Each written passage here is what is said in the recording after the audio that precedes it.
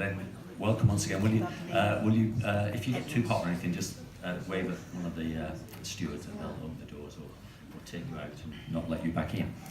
Okay, let's get started. Mr. Ripley, please introduce yourself. Oh, right. Hello, I'm Mike Ripley. I started life as a comedy crime writer, and I've gone on to other things, but the main semi-serious sort of point I would like to make for people thinking is that I started definitely to write comedy crime novels which were comedies. There are an awful lot of very good, superb crime writers who write comic crime. There is a difference. There are witty writers who don't like, and I always use the example of Reginald Hill, one of my favourite writers, who was immensely funny, but his books weren't comedies, they were serious crime novels, if you see what I mean. So having said that, which was like 90 seconds without a single joke, apart from the fact that I thought the title of this panel was Peter's latest book. So next, Ruth. As predicted. Sorry. I set out to write straight crime novels, but Ruth Dudley, but the jokes kept coming in despite myself from an early stage. And I remember looking at about page 3 of the first crime novel and saying, why did I decide to murder this guy with a piece of statuary called peace? I don't know. But I'm really not going to talk, because it'll come up later, so much about what I've written, as about the most depressing, humorous crime panel I was ever on, which was in Mellis Domestic, and I have never forgotten it. It scarred my life.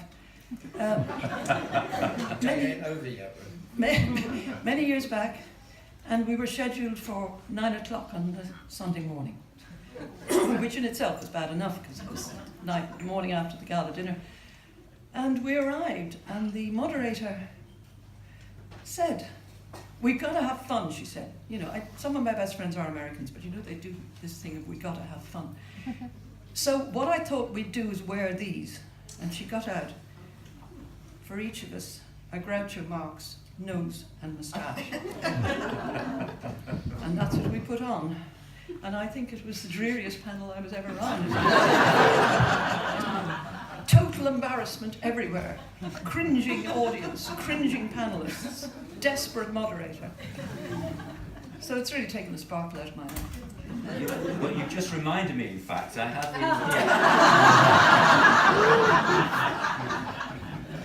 That's the desperate moderator.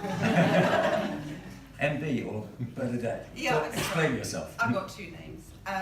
Yes, I write romantic fiction, and with my husband I write cosy crime, I think we're calling it. There's a lot of debate about what that is, but our detective isn't really a detective in the best tradition of these things. She's a professor of ancient history, and she lives in a little West Country town, and it's really an ensemble piece. So you get to know that the people she lives amongst, who she feels very misunderstood by, which is another prerequisite of a detective, and the comedy really comes from everyday life, rubbing along together. I did think when we started writing this it wouldn't be that funny, and then we realised we couldn't do it not funny. So I'm not sure if I could do a serious crime novel, but the crimes are very gory, so there's something for everyone.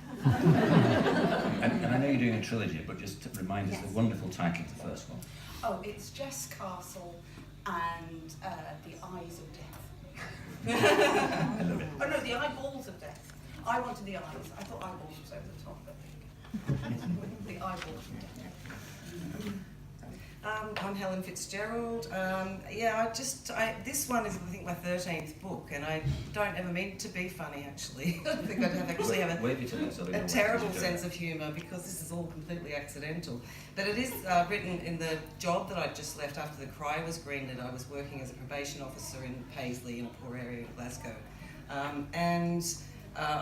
It's the sort of job, someone said in a blog, that if you're not laughing, you're crying, you know. And actually I worked in Barlini prison in Glasgow too, the humour kept us going, and without it, I think we wouldn't have been able to survive the job. And some of the dark and funny things that people said and did is just, you know, it's almost like I just felt like I had to put all of this down as quickly as I could before I forgot it. So that's where the humour came from this one. And the cry was so not funny. It's like, you know, I think I really, you know, when there's a dead baby, it's kind of hard to crack jokes after that. So this one's different. Well, in fact, let's pick up on that point.